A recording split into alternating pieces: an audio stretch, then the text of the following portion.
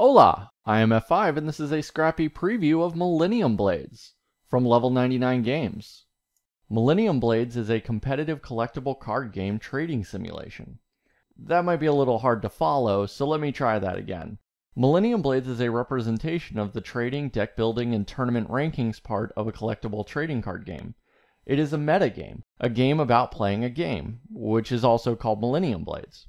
So the same way a game might conceptualize war, farming, politics, trading across the Mediterranean, or space exploration, this one conceptualizes the hobby of collectible card games like Magic the Gathering, Yu-Gi-Oh!, Pokemon, Duel Masters, Dark Millennium, World of Warcraft, Spoils, and many, many more. Thematically, playing Millennium Blades feels exactly like all the metagame components of playing a CCG.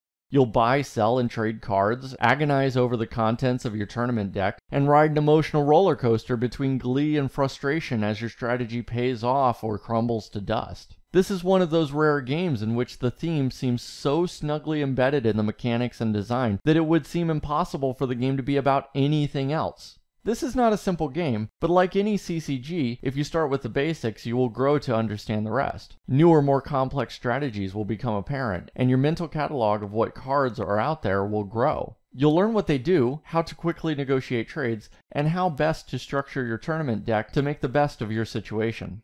The game is broken into two main parts, deck building and tournament play. Although tournament play is where the bulk of the points are divvied out and the player versus player components shine through the most, it's the deck building phase where the theme can really be felt and enjoyed. Players have a time limit in which to do all the buying, selling, trading, planning, and negotiating they want before tournament time arrives.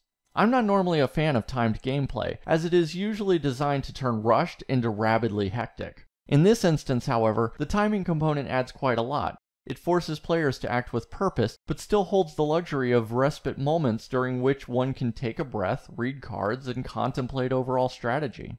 It is during these times that I often looked up to see everyone totally focused on the game. One might be leaning over the store considering purchases, another might be pulling cards one by one out of their stack to build a deck, while two others argued over the value of Luke, Wrestler of Light, versus Ironblight the Golem.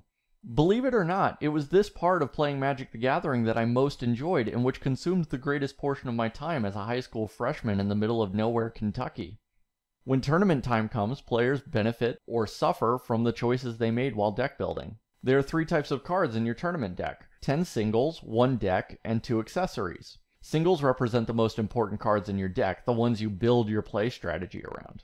Your deck card represents the filler cards that structure your overall play style, while accessories are trinkets that provide small effects, additional actions, and the like. Your deck and accessories sit out, always available and active during tournament play, while your singles stay in your hand. Tournament play itself is quite simple. Players take turns playing singles, up to a total of 6 through the tournament. Most singles have an entry, flip, top, or score effect.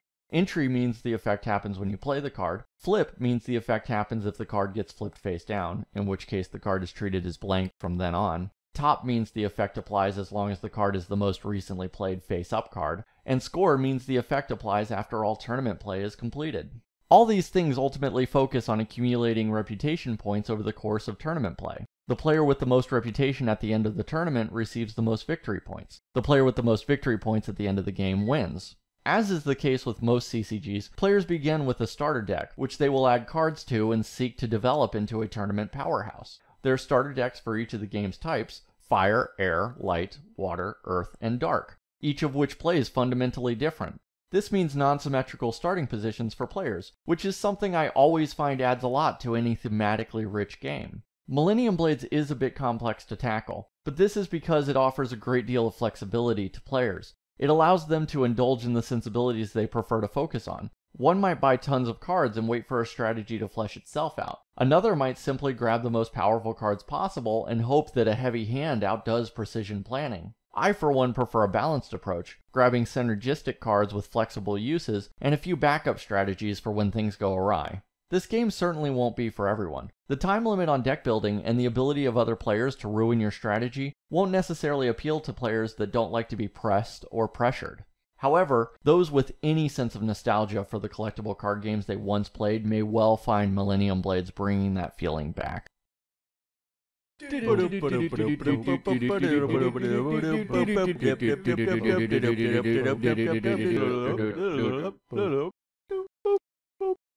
Boop.